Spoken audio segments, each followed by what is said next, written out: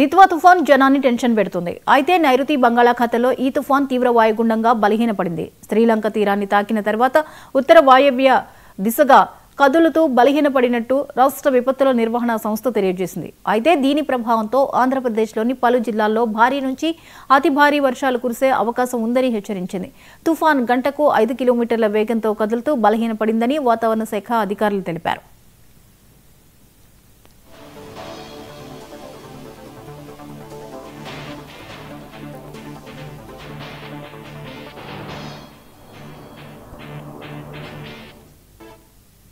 ఇప్పుడు ఇది మరింత బలహీనపడి సాధారణ వాయుగుండంగా మారే అవకాశం ఉందని వాతావరణ శాఖ అంచనా వేస్తోంది. తుఫాను ప్రభావంతో సముద్రం అలజడిగా ఉంటుందని మత్స్యకారులు వేటకు వెళ్లవద్దని అధికారులు హెచ్చరించారు. దక్షిణ కోస్తా తీరం వెంబడి గంటకు 45 నుంచి 65 కిలోమీటర్ల వేగంతో ఈదురుగాలు వీచే అవకాశం ఉందని వివరించారు. వర్షాల హెచ్చరికల నేపథ్యంలో నెల్లూరు, తిరుపతి జిల్లాల్లోని కొన్ని చోట్ల భారీ నుంచి అతి భారీ వర్షాలు కురిసే అవకాశం ఉంది. కోనసీమ, పశ్చిమ గోదావరి, కృష్ణా, గుంటూరు, బాపట్ల, ప్రకాశం, కడప, అన్నమయ్య, చిత్తూరు జిల్లాల్లో మోస్తరు నుంచి భారీ వర్షాలు పడొచ్చని అధికారులు తెలిపారు.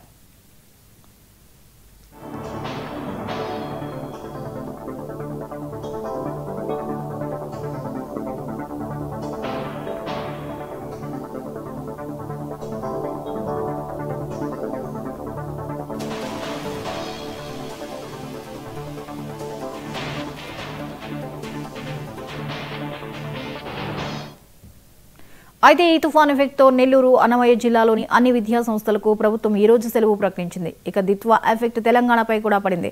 ఖమ్మం, సూర్యాపేట, నాగర్ కర్నూలు జిల్లాల్లో భారీ వర్షాలు పడే అవకాశం ఉందని వాతావరణ శాఖ తెలియజేసింది. ఈ అంశంపై మరిన్ని అప్డేట్స్ ని ఉత్తరాంధ్ర రీజనల్ కోఆర్డినేటర్ రాజు అందిస్తారు. రాజు, చెప్పండి, దిత్వా తుఫాను ప్రభావం ఎలా ఉండబోతోంది?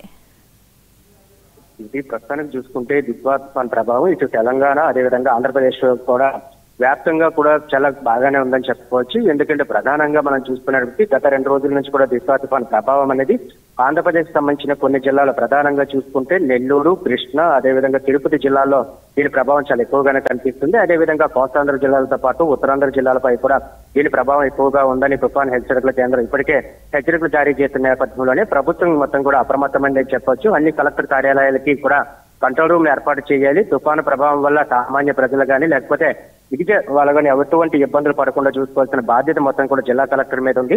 అదేవిధంగా ప్రభుత్వ సిబ్బంది ఎవరైతే ఉన్నారో అధికారులందరూ కూడా అప్రమత్తంగా ఉండాలి. ఎవరు కూడా ఈ సెలవుల పైన వెళ్ళకూడదు. ఎవరైనా సరే సెలవులు పెట్టినట్లయితే తక్షణమే విధులకు హాజరు కావాలంటూ కూడా ప్రభుత్వం ఇప్పటికే ఆదేశాలు జారీ చేసింది. ఈ నేపథ్యంలోనే ప్రతి జిల్లా నుంచి కూడా కంట్రోల్ రూమ్లు ఏర్పాటు చేసి అక్కడ వాస్తవ పరిస్థితులను మినిట్ టు మినిట్ అప్డేట్స్ కింద అయితే సచివాలయం చేరవేయడం జరుగుతుంది. దీంట్లో మంత్రుల కమిటీ కూడా ఏర్పాటు చేశారు. మంత్రులు కూడా సమీక్షిస్తున్న పరిస్థితి అయితే కనిపిస్తుంది. ప్రధానంగా ఏదైతే బంగాళాఖాతంలో ఏర్పడిన ఈ తుఫాను కాస్త తీవ్ర తుఫానుగా మారే అవకాశం ఉందంటూ కూడా మొదట్లో తుఫాను హెచ్చరిక కేంద్రం అంచనా వేసింది. దాని తర్వాత ఇది బలహీనపడటం వల్ల ప్రజలకు చూసుకుంటే ఉపరితల ఆవర్తనానికి సంబంధించి భూమికి అదేవిధంగా సముద్ర మట్టానికి కూడా సమాంతరంగా కొనసాగుతుంది కనుక ఇక్కడ చెన్నైకి 140 కిలోమీటర్ల దూరంలోనూ అదేవిధంగా పుదుచ్చేరికి 90 కిలోమీటర్ల దూరంలోనూ కేంద్రీకృతం అయ్యింది కనుక దీని ప్రభావం రాగల 48 గంటల్లో అటు తెలంగాణ, ఇటు ఆంధ్రప్రదేశ్ రాష్ట్ర వ్యాప్తంగా కూడా ఒక మోస్తరు నుంచి భారీ వర్షాలు పడే అవకాశం కూడా ఉంది. దీని నేపథ్యంలోనే అప్రమత్తంగా ఉండాలంటూ కూడా తుఫాను హెచ్చరిక కేంద్రం ఒక హెచ్చరికలు జారీ చేసింది. దాంతో పాటు సముద్ర తీరం వెంబడి గంటకి 65 నుంచి 70 కిలోమీటర్ల వేగంతో ఈదురుగాలు వీచే అవకాశం ఉంది కనుక ప్రతి ఒక్కరు కూడా అప్రమత్తంగా ఉండాలి. ఎవరైతే సముద్రంలో వేటకు వెళ్లి ఉన్నారో వాళ్ళందరూ కూడా తక్షణమే బయటికి రావాలని చెప్తున్నారు. ఎవరు కూడా మరో 48 గంటల పాటు కూడా సముద్రంలో వేటకు వెళ్లకూడదు మత్స్యకారులు అంటూ కూడా ఇప్పటికే హెచ్చరికలు జారీ చేస్తున్న పరిస్థితి అయితే కనిపిస్తుంది. ప్రస్తుతానికి సముద్రం మొత్తం కూడా అల్లకల్లోలంగా మారిన పరిస్థితి కనిపిస్తుంది. మొత్తం తీరం వెంబడి కూడా ఈదురుగాలు ఎక్కువగా ఉండే అవకాశం ఉంది కనుక తీరం పరివాహక ప్రాంతాల్లో ఎవరైతే జీవనం కొనసాగిస్తున్నా వాళ్ళందరూ కూడా అప్రమత్తంగా ఉండాలంటూ కూడా చెప్తున్నారు. ఒకవేళ కానీ ఇది బలహీన పడింది కనుక ఇది తీవ్ర అల్పపీడనంగా మారింది. అల్పపీడనంగా మారి మళ్ళీ దాన్ని ఉపరితల ఆవర్తనంగా బలహీన పడితే రాగల 48 గంటల్లో మాత్రం వర్షాలు కూడా అదే స్థాయిలో పడే అవకాశం ఉంది అంటూ కూడా వాతావరణ శాఖ అంచనాలు వేసుకుంటున్న నేపథ్యంలోనే పూర్తిగా ఏ జిల్లాలకి ప్రమాదం ఉంది అనేది ముందస్తుగానే పసిగట్టి ఆ జిల్లా కలెక్టర్లకు అయితే చెప్పడం జరుగుతుంది కనుక అక్కడ ఉన్న వాళ్ళందరూ కూడా అప్రమత్తం అవుతున్న పరిస్థితి కనిపిస్తుంది. ఇక్కడ ఏజెన్సీ ప్రాంతాల్లో కూడా మొత్తం గత 3 రోజుల నుంచి చూసుకునేటప్పటికీ భారీ వర్షాలే చోటు చేస్తున్న నేపథ్యంలో కొండ చర్యలు విరిగిపడే ప్రమాదం ఉన్న ప్రాంతాలు ఏవైతే ఉన్నాయో వాటన్నిటిని కూడా కనిపెట్టడం జరుగుతుంది. వాటికి సంబంధించినంత వరకు కూడా పూర్తి స్థాయిలో కూడా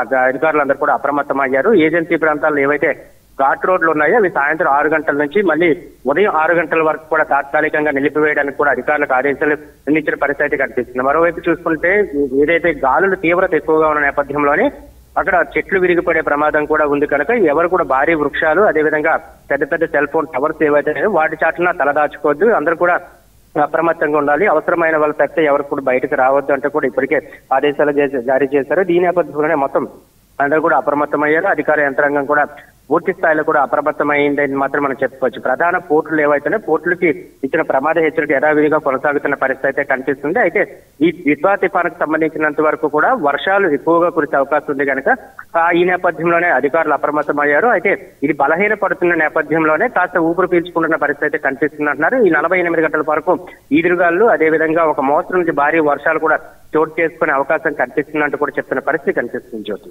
right, thank you Raju. Telangana CM Revanth Reddy ఇవాల్టి నుంచి జిల్లాలో పర్యటించున్నారు.